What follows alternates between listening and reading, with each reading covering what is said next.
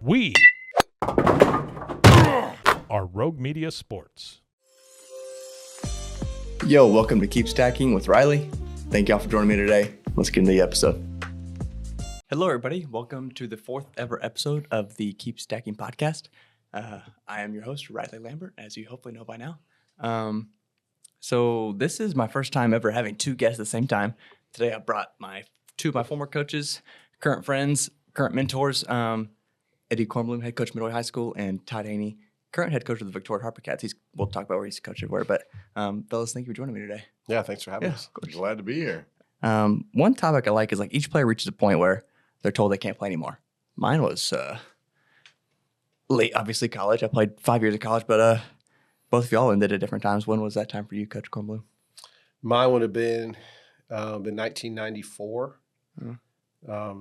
Yeah, I think basically it came to my point where I just wasn't good enough. I had a couple independent offers to go play out of college, but funny story, I found a note I'd written to my dad when I was like a freshman or sophomore in college that I wanted to really coach baseball one day for a living. And Sophomore in college? yeah, I written a letter like I wanted to maybe stop playing. Oh, wow. Coach. Okay. Yeah, I didn't know this at the time. I forgot about it. And he showed me this letter years later, and I was like, wow, that's crazy because – and really, I was okay. I was an okay college player, but I wasn't really good enough to go play afterwards. The connections I had maybe gave me an opportunity to do that for a year or two more, but I really just want to get into coaching, so I was kind of eager to do that. Cool. What about you, Coach Haney? So for me, I was fortunate to play 13 years professionally and spent a couple of years in the big leagues. And then towards the end of my career, I'd gotten about 99. I had a really good year in 98, went up at the end of the season with the Mets. And then 99 had another good year in AAA and didn't get a call up. And so I signed with the Royals for 2000. And they were on more of a youth movement. And so I was released towards the end of spring training. And the way it works is once you're released, the rosters are pretty much set. And so you wait anywhere from 2 weeks to a month, and then something opens up due to injury or lack of productivity or whatever it might be. And then you sign and, go play AAA and hope you get back up to the big leagues. But, for me, I just after getting a call up in 98 and then having another good year in 99 and then really wasn't that sought after from a free agent standpoint. I kind of saw the writing on the wall. And so after 3 days after my release, I kind of just looked at everything and just really wasn't feeling like I was going to have an opportunity to go back up to the big leagues. And so I ended up making the decision to shut it down and retire from baseball. Although I would have liked to. I always said I was going to go play in Italy when I was done. Yeah, they have league there. But Tanner, my son, I was obviously your buddy, who's 25 now, was an infant at the time. So it was a little hard to pick up and say, all right, Kira, we're going to go to Italy with Tanner and play for a few months. So I ended up shutting it down and moving back to Waco and joining the family business. What you mentioned the youth movement with the Royals. That was the same time you were having Tanner, close to 99. What is how old were you at that time as a player? Yeah, let's see. So I was about 34, 35 years old. So, it's one of those things where in baseball, someone my age, like early 30s, it kind of been up and down. From 90 to 2000, I was in AAA or the big leagues. And so, you're just considered a veteran. You're considered insurance. Yeah. So that's kind of how it works. And so, we're comfortable bringing up an individual that's 34 years old, been in the big leagues, not going to be overly nervous when you get there. Come in and play a couple different positions, whatever it entails to help the team be successful. But I just felt like at that point that it kind of had passed me by and didn't see that opportunity moving forward. What was it like having like a younger infant baby son and still playing for a few years after that? It was, I wish I would have had an opportunity to play longer, just so he could be a part of it. But I mean, obviously having a child is amazing. It's obviously difficult when you're going to spring training and then you're going to AAA, and then if you get called up or sent down or whatever it might be, it adds a whole big wrinkle to everything that you're doing. Probably the coolest thing was I was able to play in the Hall of Fame game in Cooperstown in maybe, 2000, probably, I think it was 10 or 12, something like that. Okay, so he's getting up there. He's 10, 11. Tanner got to come and sit in the dugout. He was hanging out with Ozzie Smith. That's and awesome. Got to see me play, and I got a couple of hits. So it was really cool from that standpoint. So that was one of my fondest memories of our relationship and, kind of me playing the game. Yeah. So his answer was so much better than mine. He's playing the big I don't leagues. know why I'm here. He's cooler than both of us. I'm just making stuff up. But that kind of brings me to something else. I played with both of y'all's sons in like a very growth part of our lives. I played with Tanner when I was 11 to 18, and Cooper when he was 15 to 17, and I was 16 to 18. One thing I've always admired is y'all's relationships with y'all's sons is awesome. There was never any weirdness or Coach Haney being harder on Tanner or Coach Corwin being harder on Cooper. Or you very weren't even. paying attention. Yeah, well, No, once we were all gone, maybe a little bit. But what would you say? What do y'all have to say about the coach player dad relationship? How do you balance being a dad and a coach, but you don't want to be too hard on your kid, but you want your kid to do so well? Y'all are both know so much about the game, but what's that like being a dad and a coach at the same time? Well, with my experience, it was difficult. Yeah. And I'll tell you something. I called a bunch of people before he got to high school. To take him over instead of you? No, Oh. to ask advice. Oh, okay, Like John Langerhans down at Round Rock, and Coach Carpenter at Prosper, and Coach Tidwell at Belton, and all the guys that have coached their kids before. I was like, I got to be prepared. Yeah. I'm not sure I'm about to walk into here. So I got all different advice, but they all skipped out on one. So they all told me, hey, be harder on him. He's got to be better than everybody else. Treat him the same. Everybody had different advice. The one thing they all skipped out on, which I called them all back a year later and said, hey, you didn't warn me on this one. I had a parent meeting every time I went home. Oh, yeah. I had to deal with mom, and that was hard. That was hard when it came to coaching him, because we had a rule. When we got home, we didn't talk about baseball at the house. For sure. We talked about MLB and stuff like that, but not practice and how the game went. That was always saved for at the field or at the field house. Or What if Cooper went 3 for 4 with a homer? Then you talk I'd about be excited about Yeah. that. Maybe high five it on the way home.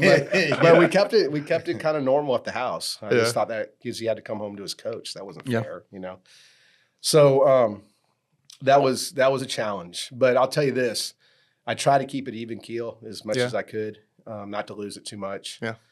Some of my assistant coaches still get on me about sometimes I would lose it in the dugout and how many stopwatches I've blown up over time because of him. But I wanted the game to teach him how to be, a good person too. And I think that's the key. I try to keep that in my mind all the time. For sure. Haney, when I was playing with Tanner, we were pretty much kids. I think we stopped playing. I was almost from 16, 17, so I was getting up there. But there's a different phase. In high school, the game's different than us growing up playing 12 to 14 to 15. I also spent so much time at your house too. I was close. Yeah, we were all very close. No doubt. And you would come play basketball with us in the pool and just wreck us. You're the best pool house in Waco. Yeah. We'd have to throw our big guy on Haney just so we'd have a chance to win. But I don't know. You definitely set Tanner up for success because we had the indoor batting cage at home. You had probably the best coach in the town that you could ask for. As far as work ethic, what's it going to take for me to play at the next level? How did you do that? Because he played in college and he did a great job. How did you manage being a dad and being a coach?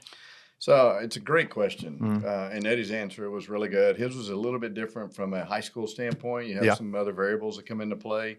For me, I looked at it as I'm going to spend much more time with Tanner once he's done playing baseball than I am while he's playing baseball. For sure. So I didn't want anything to impact our relationship moving forward. From now until later. Correct. Yeah. Right now, It's 25. I talked to him today when I was driving from Austin over here, and had a great conversation, talked about football and whatever else. Yeah. Yeah, So, how awesome is that? Yeah. I love it. Yeah, Yeah. I'm the same with you. Okay. So, my relationship moving forward with him is much more, he's going to get married, he's going to have kids, and I want to have, I don't want anything to stand in the way of that relationship moving forward. Yeah. So for me, I looked at it as a blessing. I looked at it as a great opportunity that I get to spend time with my son quite a bit. I get to spend out on the baseball field. I get to be around, kids like you and other guys, and hopefully impact you on a positive note. So I looked at it from that standpoint, but also baseball's hard, man. And that's what parents frustrate me to no end when they're yelling at their kid, like, you never tried to get out, right? Cooper never tried to get out. Tanner never tried to get out. It's going to happen, right? So it wasn't as if he wasn't trying. It wasn't as if, he wasn't putting in the work. It's baseball's hard. Yeah. So Arguably that's the the way hardest, I always yeah. looked at it Yeah. was, hey, man, like he went 2 for 4 today. Hey, that's awesome. Way to go. He went 0 for 4 today. You know what? Pitcher was good. He tried hard. He hit a ball hard. Whatever it was, it's baseball. That's how the game works. So, that's how I looked at things. I wanted to provide him with every opportunity. But he's an extremely intelligent kid. He never missed a day of school from kindergarten through high school. So he's a very dedicated kid. Yeah. So I mean, just a great kid, man. So I just love spending time with him and love being around him. Yeah. I agree on both accounts of both kids. I had a great time playing with both of them. So this might be where I take a pause out of the uncut version, but One of the things, this is kind of cool for us. Like now, I enjoy instead of, hey, Dad, will you throw BP or hit me a ground ball? It's like, hey, we come up here and have a beer. Yeah. Like, hey, let's watch a football game. You want to come up and hang out? Yeah. I mean, that's now evolved, and everybody's asked me, do you miss him playing? I'm like, no, I'm good. Yeah. I really am. I mean, Yeah. I'm enjoying this part a it's lot. kind of the sweet spot now. Yeah, it's kind of nice. Well, and at some point you hit, you talked on that earlier. At some point we're all done playing the game. Yeah. I mean, there's not a day that goes by that I wouldn't rather be playing baseball. Yeah. I love coaching. I love teaching, but I'd rather be playing. Yeah. But we're in a transition where, okay, now you're done and let's move on. And let's, now we got to figure out what's next kind of a deal.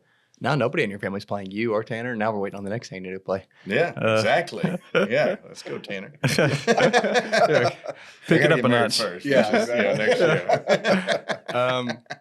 Well, I'm always a huge advocate for team sports. I don't really care what sport it is, but I would choose, obviously, baseball is the best one. But the value of team sports to me is like I've made relationships with you guys, with my teammates, and I think they're going to last a lifetime. I'm pretty sure most will. And so like especially like y'all are talking about the being done with baseball and what's next in life. The whole point is to build lasting relationships. And I'm glad y'all voiced that to both your kids and players. But other than like relationships, what do you think is so valuable about team sports to y'all's players? Well, for me, it's work ethic. Yeah. Outwork somebody. Yeah. Put time in. If you really want to be good at something, you got to really sacrifice time. Especially baseball, yeah. Yeah, and I preach that a lot to my players. I think it's important that they understand that it's just not something you can pick up once in a while. If you want to be really successful in anything, you got to put the extra hours in. And being selfless and thinking about others too. I mean, there's a lot of valuable lessons that come with competitive sport or team sports. So, yeah, I think you just try to. It's a big puzzle. Yeah. Right? You're trying to put all the pieces together and make each player a better person, a better player, and hopefully when they leave our program or leave Todd's program or under his tutelage, that they're learning something more than just baseball but life. And I think that's huge. And we try to preach that as much as we can. Yeah. I'm just anytime I got kind of upset when Miles played golf, but Me too. It's an individual sport. I mean, he's so good at it, so I get it. And golf's so fun. I got to experience it for a few years, but I just know that I can tell right now it's a different vibe because when I went and watched him play the other day, and they had a group of 3, and there was just no. I mean, they were playing against each other to see who is going to qualify for varsity the next week, and that's like a lonely, especially if you don't have a good coach, which he might. I don't know his coach that well. I wouldn't put him up either of you, but that's kind of lonely and tough. And as a 16-year-old, I can't help but feel for him, like how difficult it is to feel so alone and put that kind of pressure on yourself because there's nobody coming up after you hit it either, or nobody that can get out after you on the mound. So anyway, that's a tangent about solo sports, but There's times where I would, from a golf standpoint, it's you against the course, you against yourself. Yeah. So it's pretty interesting, the mental side of how you're going to look at that. It seems easy with the little white ball sitting on a tee that you can hit that thing where you want to, but there's an issue there. It seems easy. Yeah. But from the team side, obviously you got a pitcher throwing sinkers and cutters and sliders and curveballs and all that fun stuff. So, but the team side, as Eddie hit on, is so valuable. There's so many experiences that you can learn from it. And I got to tell one quick story while Please. I was thinking about it. Was with you. One of my favorite stories. So you always have certain kids that. Oh, dude, I have a story after this. Go ahead. Let's tell them right away. Because I got one too. Yeah. Okay, go ahead. You get off. It's a positive one. Yeah. Mine is too. So there's always certain kids that you that you just relate to. And I mean, obviously, you played for me for many years. Came as a little, young, nervous 10-year-old. Super nervous. Yeah. And then, then left as a cocky 17-year-old, not cocky, but, in a good way. Good way, yeah. I'll take Which it. is awesome, which I love. But I used to love, so we would, I'd go out to the mound, like somebody would have like 50 pitches or whatever. And so I go out to the mound, I call everybody in. I'm like, hey, man, you good? A little tired. All right, cool. Get through the inning and all's good. And I go, hey, Riley. Hey, if we get bases loaded, I'm bringing you in, right? And he's like, yes, sir. And like the first time I told him, every he was time, like, bro. And then like the next year, I'd be like, hey, Riley, I'm bringing you in when we get bases loaded, right? And he's like, I know. He actually would, though, like every time, especially Every 2 time. outs. It was coming in. I'll just fill it up. Man. Fastballs. Yeah. So we're playing San Angelo Central. Okay, where I'm going with this? Yeah. Okay. Good one. So they beat us at their place like 3-2, and we have this big commotion where we had a catcher goes over 3 with 3 Ks, and their first base coach goes behind. What was his name? Olivas, Chris Olivas. Chris I believe. Olivas. Yeah. Oh, yeah. Walks behind Chris Olivas and goes, "How's it feel to have a hat trick?" Bitch. Yeah. I guess I could say that on a podcast. So anyway, Chris looks in the dugout. I don't hear it. I mean, we're in San Angelo. We're at Angelo State, so the dugouts are far away from home plate. I don't hear it. He comes in and tells me what happens. So I sprint across the field. Imagine this. I don't think I'd do this nowadays, but I sprint across the field and I put that guy in the corner. Sprint now. No, I can't. I can hobble. So I pinned that guy against the wall in the dugout. And I said, if you worked for me, you'd be walking home. I'd fire you right now. You can't talk to a kid like that, Well, anyway, fast forward. They come to our place to play in game 2, and they all had on the back of their shirts, hat trick bitch. Oh, wait, Yeah. they did? Wow. Yeah. They wrote it on there? Yeah, no, they Okay. made shirts. Oh, yes. Because the head coach's wife Yeah. owns a T-shirt company. They were they were trying to stir up stuff between So us. anyway, Huh. big game. They're like, it's crazy how they act. Anyway, this guy comes up in the 7th, hits a walk-off double. All right. We dogpile behind home plate or behind the mound, and their second baseman, jumps in our dogpile. No way. Yeah. Wow. Yeah. And so they get escorted off the field, and they go to George's to eat, and Kyle Citrano's working at George's that night. He goes, closed. And they're like, there's tons of people in there. They go, not tonight. There's not. Oh, love it, I dude. Set them on their way. That's Yeah, outstanding. it was great. Love it. It was great. It was such a rivalry, but his walk-off double in the 7th Yeah. was awesome. I'll never forget that. I was 4-4 that game. I remember Yeah. that game vividly. That was a That was a sick rivalry rivalry made with them. He was my leadoff guy, so I just let's just get back to the leadoff, man. Yeah. So we get runner on first, 2 outs, and here comes Riley, triple. I'm like, sweet dude, all right, we scored, we're good. Here we go. Hey, so if you ever let off a triple, would you squeeze in the first Oh, good one. Good story. inning? So we were in the playoffs, and he leads off with a triple. And our third base coach, well, I won't say his name on the podcast, calls a squeeze out of nowhere. And we get thrown out at home plate Yeah. in the first inning. I'm Dude, like, he what knows is Clayton. going on? Clayton was at the plate. Clayton, yeah, Stewart's at the plate. Wow. Yeah. Well, it ends up almost in a brawl at home plate because there's collision and all this stuff. Well, our third base coach comes in, takes his Oakleys and blows them up against the wall. They shatter everybody. I said, that play right there is worth about $225. Yeah, exactly. definitely. Yeah. Dude, and I could see Luckily, we won. Yeah. Thank Yeah, God. that's why we're talking about it. Yeah, exactly. Stu, after that play, he was a very emotional player. And I could tell he was Really? about to hurl his bat Yeah, he into did. right. And I was like, Clay, stop. Hurls into right. I He went, only he got tossed tossed. 2 or 3 times that year. Yeah. Yeah. Was it 2 or 3? I think it was at least 2. I think we led the year with the whole high school state of Texas with like maybe 7 or 8 No ejections way. that year. Yeah, Clayton accounted for at We had least a half. feisty team. To say it Good word, nicely. man. I like it. Yeah. Feisty. That's so funny. Haney, one story I was gonna share. Not as nice story, but I love it because it explains you perfectly. I was in center, pretty sure we're at Franklin, and we always played at Franklin. Yeah. I'd either messed up something or something went wrong. It's all the same.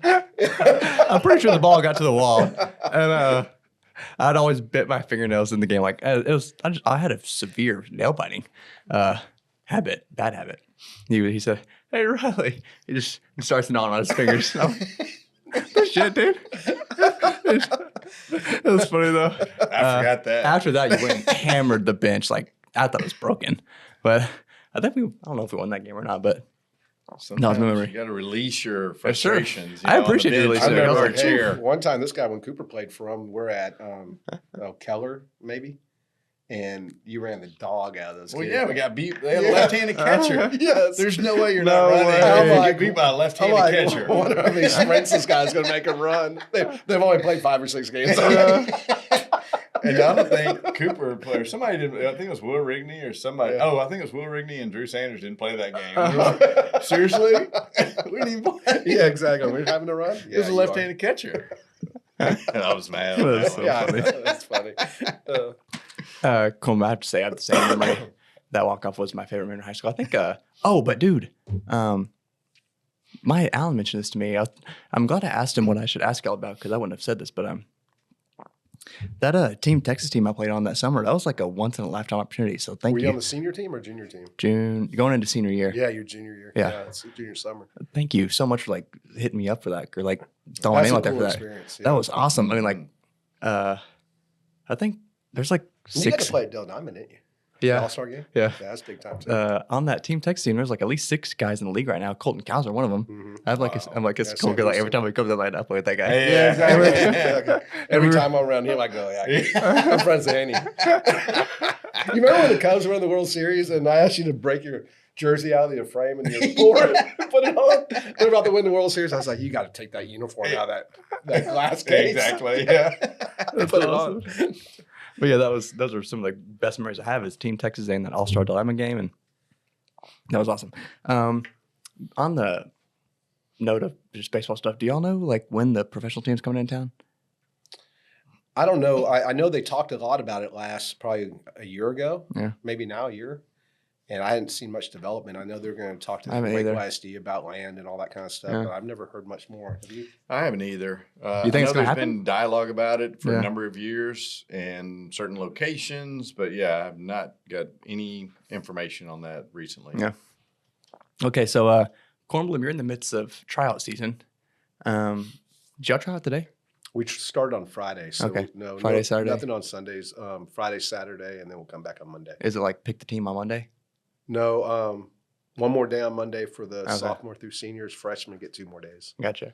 One reason I've never wanted to be a coach is because of tryouts, and specifically having to like tell kids they're not good enough and like Yeah, it's hard.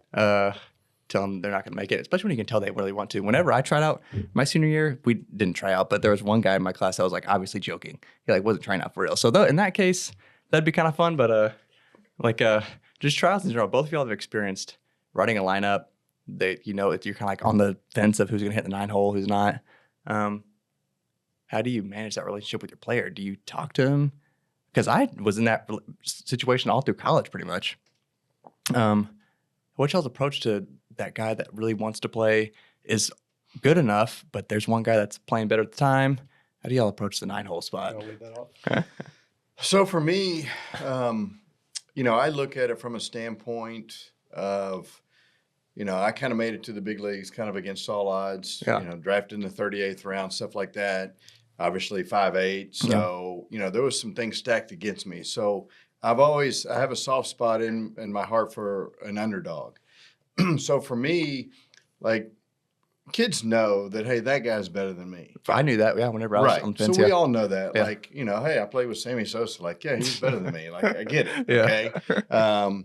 But like, tell me what I need to do to be the best player I can be. And so the way I've always approached it is, There were some players that at some point maybe weren't good enough to play on whatever particular team it might be, Yeah. but I'm more than happy to help them.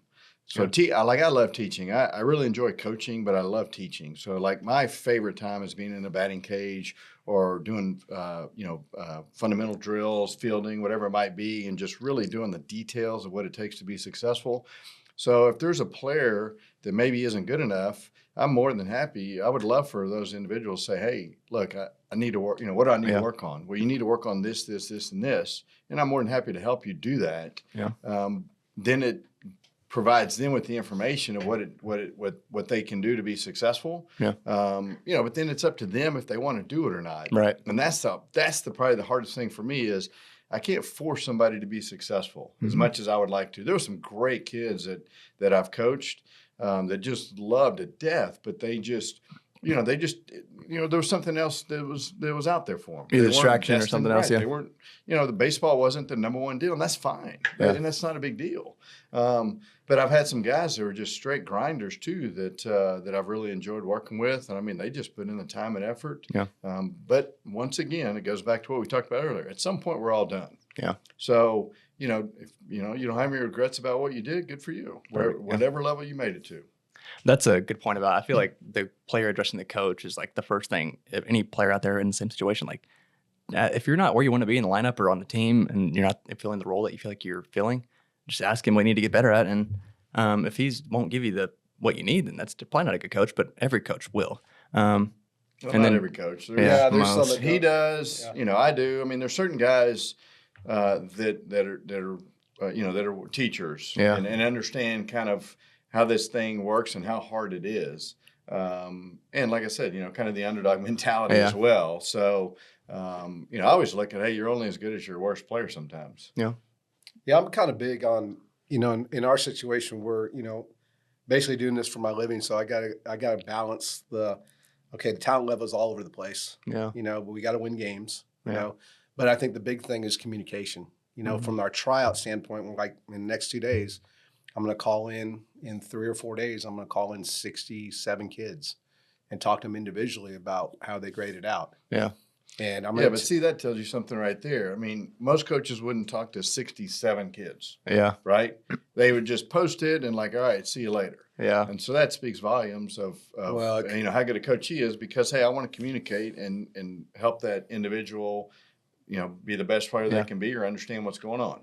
Yeah, I think it's huge because then they know where they're at. Right. So I always tell our guys before the tryouts ever start, we're not going to keep everybody. There's no way because there's going to be some guys that never get to play and there's something else out there for you to do, whether Right. it's, in the band or the drama or another sport or academic clubs, or there's got to be something out there for you instead of sitting around waiting to play. Yeah.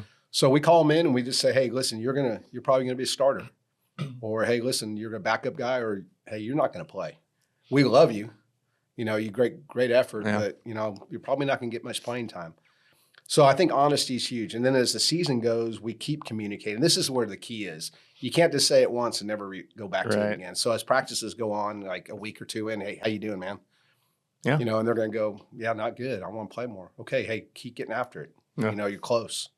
You can see the difference as time evolves. The guys that, like Todd said, the guys that really get after it and grind it out, and the guys that go, okay, this is just who I am. I'm not going to try anymore. Yeah. And so I think the communication part of it is the big deal in developing players.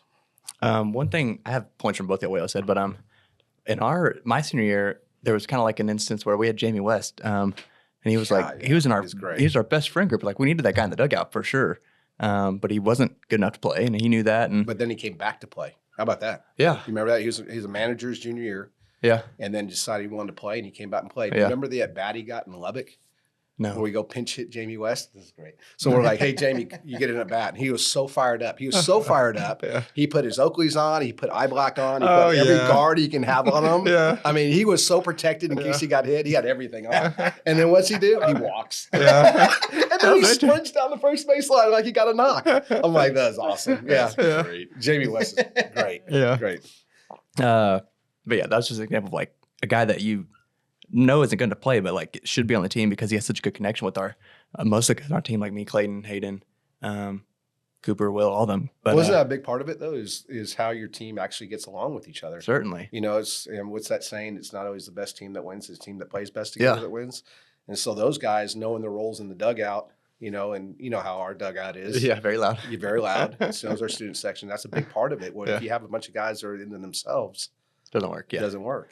yeah, that's a good point because we weren't on paper. We weren't that good. We had me and Will and Cooper and Clayton. I feel like, and then we still won a lot of games. Well, we went undefeated our senior year. But yeah, that just is a testament to just chemistry more than like just filling the field with I talent. mean, y'all liked playing together. Yeah. It was- Exactly. yeah, Yeah, really good group, got along really well. Yeah. Yeah, played hard. Yeah, And And these knew how guys- to win. These guys, like with Cooper, you know, they wouldn't come home till late. I'm like, where you been? You know, it'd be like midnight or 12:30. Yeah, Dad, we were all as a team in the parking lot at school rapping. Yeah, to do that sometimes. It's like rapping a house. And they're like, no, like we were rapping. And I was like, that's awesome. Yeah. Yeah. Y'all both mentioned work ethic, and especially Haney. As the smaller guy, I can relate. I think at a time in my career, like especially once I got to college, I was never the biggest, never the strongest, never anything. But what? Oh, quick story. My Alan, he said he threw live ABs to you one time. Do you remember that? I think he said it was sometimes it was 12 to 14, and do you know how close y'all are in age? I don't. I don't either. You know, he said he wouldn't remember, but Probably doesn't want to say. yeah, Interesting. I feel like that's just like I know Alan was older than you in that scenario, Yeah. and like Yeah, he is. and just being a small guy that makes it to the big is like I would feel super cool if I could have made it or done anything more than college after this, just because like it is a huge challenge. People don't recognize like the size differential and just like what coach would looking for is basically like, do you fit the picture? Like, are you big enough? Because if you're big enough, you can probably hit it farther. And all that. What was your inspiration to work so hard, and how'd you do it? Because I'd struggle with that. Well, so I got it from my dad. So my I dad and thought I so, are yeah. quite a bit alike, and then Tanner is quite a bit like me as Yeah. well. So, it kind of came natural from him, and he was a guy that, I mean, I could, hey, at midnight, like, hey, look, your dad, you want to go hit in the cage, Yeah. and we'd pull the car around, turn the lights on, and we go hit kind of a deal. Yeah. So, it's cool that he was always there and would always throw BP and always, I mean, he would leave work and, anything he Yeah. could do to help out, which was Yeah. amazing. So extremely supportive and pushed in a good way.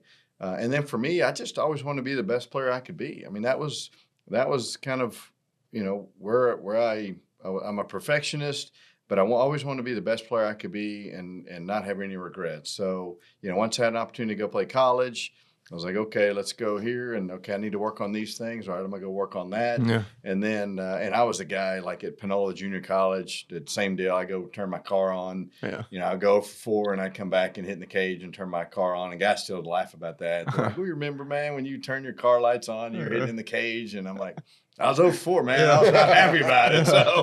So yeah, I mean, that's normal. Like, Yeah. that's what you do. And then, once I signed, I got, I started playing, and now you're playing every day. And I'm like, this is cool, man. Yeah. Like, I'm getting paid to play baseball, which is awesome. I love it. Certainly it was a grind, but once again, it was like, I want to be the best player I can be, and I want to give this thing the best shot I can, and let's see how far it goes. And then, once I got to AA and AAA, all of a sudden I was playing against some guys that had been in the big leagues, and I'm like, all right, yeah. I'm as good as that dude. Yeah. Like, all right, like, because before you see Ozzie Smith and you see all these guys, you're like, well, these guys are way better. Yeah. Which, Hall of Fame guys, Of course. I played with King Griffey Jr. my first year, and I'm like, that guy's much better than Noticeably I'll better, ever yeah. be. Like, Yeah. and I finally learned what a 5-tool player was watching him. I'm like, oh, Yeah. that's what that means. Okay, got it. So, There it is. yeah, exactly. That's what you mean. Okay, got it. Yeah. So, so then, you just grind it out and be the best player you can be. And then there was a couple times where I went to winter ball. Yeah. And just knew I kept getting stuck behind Harold Reynolds and Delino DeShields and Ryan Sandberg and all these all-star guys at second. I'm like, okay, I need to go play some other positions, see if I can market myself Yeah. in a little different light, maybe as a utility type guy. And so just no stone unturned and just, constantly grinding and seeing how far it'll take you. Coach Cornblin, what do you think, or what was your relationship with your dad like? Just curious. Okay, so I tell the story a lot to our players every year in the fall. So we do a mental class once a week. I don't know if you remember us doing that with you. Yeah. So one of the questions I asked years ago is like, what's your biggest fear to all the players? And I mean, 80% of them would say my dad or my parents. Yeah. Okay. I said, Like the approval and stuff. Yeah. Yeah, because they don't want to suck. You know, they don't want to go over. They don't want to go home to what would happen if they don't play well. So I told this story all the time. So my relationship with my dad is tons of respect. He's a hard worker, 7 days a week. He gets after it and does really well with his career, writes books. I mean, he's very successful. But I didn't ever want to suck because when I got home from a game, I could see right to the back patio out there in the backyard, and he'd be standing there with a bat in his hand. And it didn't matter, like if I went 3 for 4 or 2 for 4, but if I struck out at a breaking ball away or I swung at a bad pitch or he didn't like the way my hands were working, he was ready to tell me as soon as I got home. Yeah. And I'd walk in, my mom would always say, "Hey, just wear it." I'm like, "Yeah, I'm going to wear it. It's going to wear me out, but I'll wear it." So my relationship with my dad to this day, tons of respect. Of course, love him to death.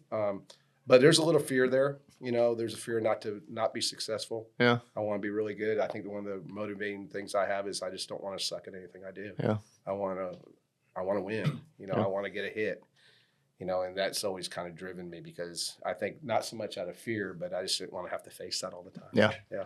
Well, I bring up the dad stuff so much is like or like y'all's relationship with your son and then literally the dad, like I was and still am, like I'm not ruling out kids and all that and being a coach, and I never wanted to be a coach, but anyway, like Well, that hurts. But go ahead. like I've learned a lot from specifically the both of you, and I really like was looking forward to having a son so I could teach him how to play baseball because I've gained so much knowledge about the game and the mental side of stuff, and especially after this accident, my headspace is like sometimes I'm grateful because like I spend so much time in my head now, and it's well, I'm not grateful for all it because I think way too much, but like I feel like I've matured and grown too quickly, but Well, unfortunately, you've had to. yeah. But that's part of the transition that we were talking about earlier. Everybody has a transition to move out and do some things. And, you know, fortunately, you're an extremely intelligent individual with a good personality that we talked about, you know, the other day when we were at the house. And so, you know, you've got a lot of great characteristics, and plus the baseball, the teamwork, and all those things, the drive that you learn, you know, back in the day, are all the reason that you're moving forward and doing well right now. That's what I was gonna get at. Like that is exactly why I feel like I have so much like willpower or like determination to like maybe not beat this, but get to a point where like I can experience some joy and like maybe get to a point where I can have a son and teach him how to play baseball one day. So anybody like listening, thinking about playing a sport or team sport, definitely try it. It will, even if you're not the best, like it's worth so much to develop those relationships and to learn what it takes to be good at something. I've learned that through these guys and other coaches and teammates. I just really want to make that a point. Team sports, play them. Give something real effort, and then if it doesn't work out, maybe it's not for you, but you'll learn what it's like to have a work ethic and how important it is in your life. So I got a couple more things here. Okay, here's a good one. Mom gave me this on the way home. What's the most challenging part? I mentioned the coach thing because, well, let me ask this. What made y'all want to be coaches? Okay, I'll lead off with that one. Okay.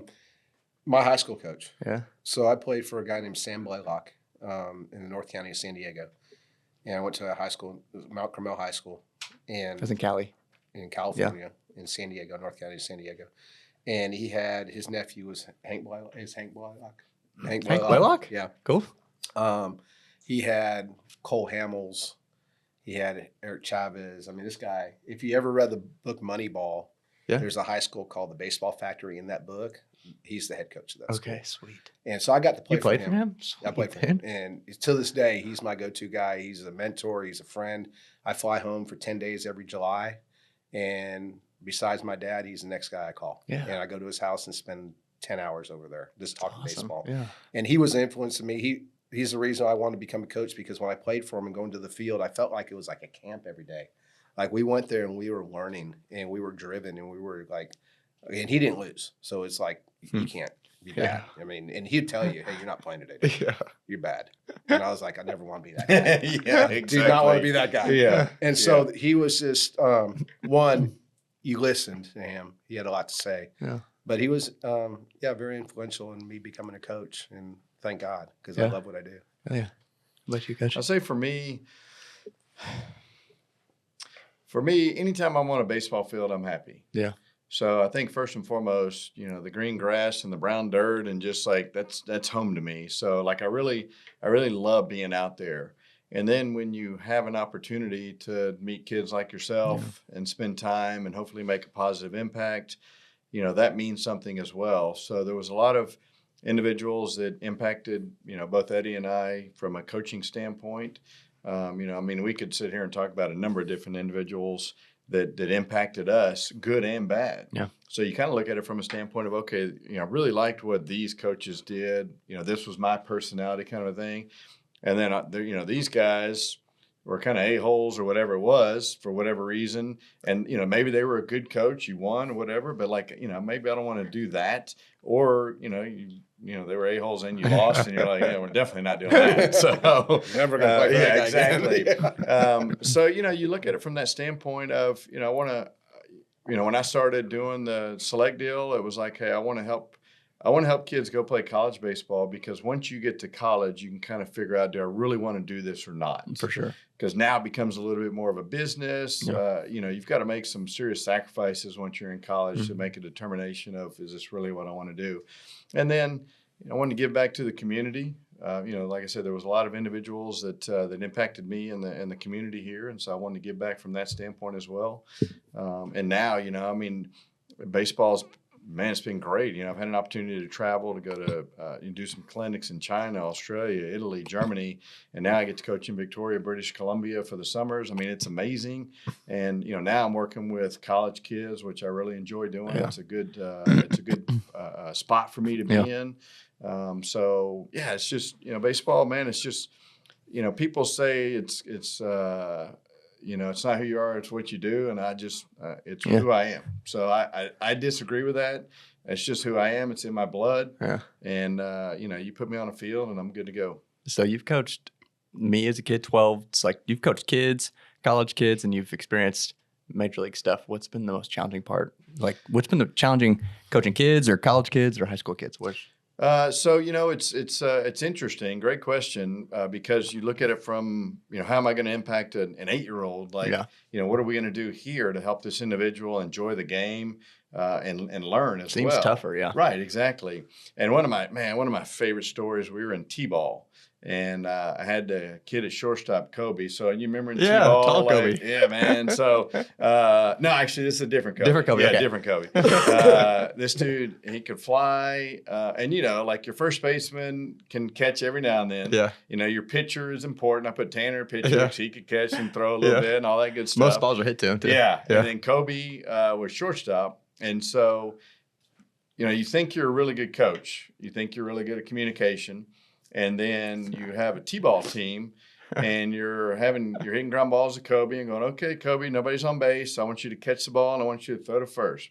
Catch it, throw to first. Great job, Kobe, that boy. All right, now there's a runner on first. I want you to catch the ball and then I want you to step on second. Yeah. And boom, ground ball. All right, catch it, step on second. Out of way, Kobe, great job. All right, Kobe, runner on first. All right, make sure you step on second. Hit him a ground ball and he went and stepped on second. He didn't catch the ground ball because I didn't tell him to. Nice. That's a good one. So I was like, great job, Kobe. Played it exactly. Followed directions, Next yeah. time, I want you to catch a ground ball, then step on second. He's like, got it, coach. Dude, that's awesome. So that's I was like, wow, communication really matters, Yeah. man. Like, we got to make sure we're specific. So, Yeah. Man, it's just, it's just fun, just different, different levels. You from a 6-year-old to a 10-year-old to a 14-year-old to 18, to college, there's just different things that everybody's trying to get out of it. For sure. And so, obviously you want to provide what you can for that level. You know, I mean, there's things that, you know, for a 10-year-old, I could, you know, it's fun like with you. Yeah. At 10, I could tell you certain things. At 12, I could tell you a little bit more. At 14, I could give you a little more. At 16, I was even more. And so that's cool from a developmental side, being able to work with someone like yourself for a number of years and just saying, That's all true. right, good. You know, Riley's, man, mentally, he's in a better spot now. So now I'm going to go tell him, hey, make sure base is loaded. You're ready. And you're like, yeah, whatever, man. So. What about you, Cornblum? Hardest part about coaching high school kids? Oh, well, the hardest part for me is making a lineup. Okay. And yeah, this for goes sure. back to your earlier, Yeah. you brought this up a little bit. And the reason why I'm with these guys from August to June, hopefully a little bit longer. Yeah. All right. And you grow to love your kids, right? Yeah. You grow to love your players. And I got to tell half of them they can't play. That's the hardest thing to do because one, they all probably earn the right to. Yeah. But then again, you got, There's only 9 you spots. do have to play your top Yeah. 9 or 10. That's the hardest part for me Yeah. is telling somebody they can't play. And I'm honest, Yeah. probably to a fault, but I'd rather be honest and then be mad at me and at least come back one day and say, hey, you were up front Better honest. appreciate that long run. That's the hardest part for me is that is the lineup part. And, you know, just hopefully from an early age, they stay with us. Yeah. Because it is a grind, you know, it's a long season and Yeah. there's a lot to it. So I think just trying to keep a program together, not lose players to other sports. Hopefully they're enjoying it Yeah. and they're liking the winning part of it too. But the lineup part, I think definitely is the hardest part of it. What do you think is the most rewarding part? Oh man, there's a lot to that. That's a good question. I think the rewarding part of it is watching kids develop. Yeah. I was going to You say. I know, was gonna whatever guess they that. started at and what they become. Obviously, seeing kids go off and play college baseball, that's awesome. I think the victory at the end of a game when they're real excited about Like a dog you know, pile. Yeah. Yeah, the dog piles. Yeah. That's all fun. But the last one I would say on top of that is when they come back, like Oh, yeah. over Christmas, like you'd come back Yeah. and hit. You know, all you guys would congregate in the cages or Yeah. we'd meet at the field or having guys come back from college to see you again after they've been playing, Yeah. you know, for 4 years for you and now they're back. That's pretty cool. That just goes back to the relationship stuff, dude. Like, this is all what it's all about. We like playing baseball and being on a team, but like, what are we? We're like living to love each other and live with each other. And I Yeah, think- that's a great thing yeah. is the relationships. I mean, Yeah. that's what it's all about. Yeah. Yeah, no doubt about it. And to add, you know, to what Eddie said is, you know, when one of your former players is getting married, you get to go, you know, you go to Yeah. a wedding or has a kid, you know, that's cool too. Like, Yeah. you know, you go into a T-ball game that you coach the dad and now he's coaching the son. You're like, man, this is cool. Yeah. Like, what a Coaching his whole kid this now. cycle, you know, this is awesome. Yeah, the one I don't like Yeah. is the players I had in the past. Now I'm coaching their kid. I'm like, ooh, that Yeah. age. Am I that old? The best is when this is pretty funny. Last year we're playing Lake Belton. Okay, and right, I was at Belton for 13 years. Yeah. We're playing Lake Belton, so a lot of the guys I had coached now had kids at Lake Belton. Well, the starting third baseman, his dad, it was my catcher. The two middle infielders, I had coached their dad. Yeah. All right. The guy on the mound, I had coached their dad. And so I kept going, hey, you know what? You're so much better than your dad. Your dad was not as good as he says he was. I promise you, you're so much better. And That feels they had good the as a biggest player. grade. I was Yeah, saying to that's all of them. Yeah. So that was kind of cool. Love But yeah, that aged us a little Love bit. that. Yeah, exactly. Yeah. That's awesome. Well, what's up? What's coming up next for each of y'all's like baseball coaching careers? What's on the agenda next? Springtime, summertime. You want to go? Yeah, I think mine. Obviously, we're opening a new season coming up here. Right. But besides that, I think I love where I'm at. I think Midway ISD, our baseball program, athletic department, all that is phenomenal, and the support we have. Y'all know we get tons of support, from And the field gets community. upgraded like every year at least. Yeah, Yeah, that's it's turf fun. since I've left, and the Yeah. new bullpen's up since I've left. Everything looks way better. Yeah, that's fun. It was great before. Now it looks even better. So that's exciting to be able to do that every year. But I think I'm to the point where I'm going to wait and see where my kids are, my Yeah. personal kids, and where Taryn's in Austin, Cooper's in Dallas. Yeah. See where they may settle down and have their families and stuff. And I think I'm going to coach for a while. Is it at Midway? I don't know. Yeah. But I love it there. Yeah. But I think my future is going to kind of look and see where my family's going to be. How long have you been at Midway so far? 9 years now. Okay. And I remember the first meeting I ever had. Okay. I walked into the foyer at the MAC, and the first two people that were waiting there for me is Alan and way. Yeah, no way. Yeah. Yeah. You're there. There were two people waiting for me. I walked in. I was like, hey, I was trying to what's set up? a good impression. I know Yeah. that. And I used to coach his dad. Yeah. Yeah. Where? Because he's from Troy, right? Oh, yeah. Yeah. So I had an indoor facility, Home Run Alley down there. That's true. Yeah. All my He- Lamberts knew you. He would Yeah. wear that place out, man. He Yeah, was in he's there good. hitting all the time. And I didn't know. I didn't have that connection when I got to Midway. I was like, Yeah. so I see your grandpa show up. Yeah. And I'm He like, loves you. why are you here? I didn't know. He goes, Riley's my grandson. I went, oh my God, really? There's no way. And he goes, yeah. And I was like, oh, that's pretty cool. That's That's cool. part of it. Yeah. So yeah, for me, I've been in Victoria, British Columbia. I coach in the West Coast League. It's a collegiate summer league, and it is a 54-game schedule. Man, it's a hidden gem. It's just an amazing city. The weather's phenomenal, Yeah. which I hate to bring that up since we're doing this podcast here in Texas. That, when it's 110 here during the summer, it's 65 or 70 there. So, oceans and mountains and hiking, and the golf is amazing. But it's just a blast too, because I have kids from all over. I mean, I've got a number of kids. I love bringing the kids up from Texas, from the state of Texas, to experience the Pacific Northwest. But I have, Fresno State and Cal State Fullerton, Illinois State, Washington State. I mean, I've got a number of relationships that send. You can send 4 players from your college up to the team. So I've got a number of coaches that send a number of players up there year in and year out.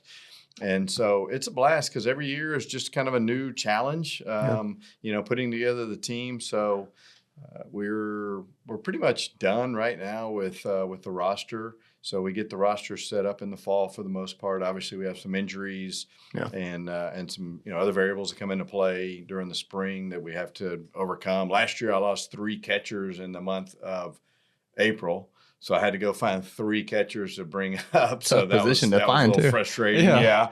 Yeah. Some catchers don't want to play in the summer. Yeah. So, but yeah, it's an amazing. Our ownership group is unbelievable. And Kira loves it, my wife. So, Nice. And Tanner had an opportunity to play 3 summers Yeah, up that's there, which awesome. was really cool. Yeah. He would live with the host family, and so I got to see him at the ballpark, which was amazing. Yeah. So, yeah, it's just a cool place.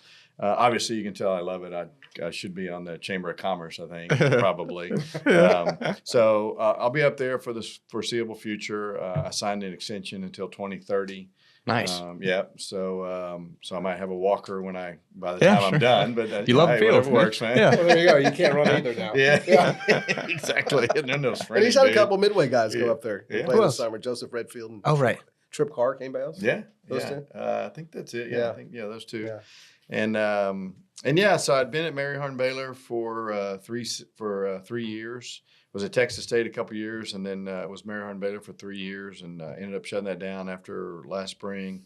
Man, great college. Yeah. The president is a guy that I grew up with. Dr. Randy O'Rear just does an amazing job there. But yeah, it was time to move on, and so now I'm gonna stick with Victoria, and then Nice. kind of figure out next path or what's going to happen. Love it. Have you had anybody turn pro out of Victoria yet? Yeah. Besides Joe? We've had Joe. we've had probably a couple guys in the big leagues. Yeah. And then I think we've had around. Well, and it's the Victoria. The team has been there for maybe 11 years, I think, yeah. or 12. And we've had 75, 80 guys that have played. I think we're at maybe about a half or about a dozen that have played in the big leagues. Nice. Yeah, it's pretty cool. Well, fellas, I think I'm chilling, but I did no preparation for the show, and I think it went pretty smooth. So good job, fellas. Yeah, it's fun. Thank you guys so much for coming on. I love that we started with both of you at the same time, because I think I can have you both back individually too, so I can just get a couple more free episodes. Yeah, I'm all in. I don't know, man. We're pretty good together. Yeah, you know? they are. I mean, You're like tag team. yeah, exactly. Y'all got tough schedules, dude. Eddie It coaches flows now, you easy, coach you in know? the I summer. mean, it Yeah. works Yeah. well. Yeah. I love it. Anyway, thank you guys again, and let's try to do it again sometime. Thanks for having me. That's course. awesome. Always good to see you. Yes, sir. Thank y'all for listening. I'd love to hear from you guys. If you have somebody that you think would be a good guest, or you'd be a good guest, or you have questions for me, just shoot me a DM. Once again, thank you guys. Y'all keep stacking. Peace.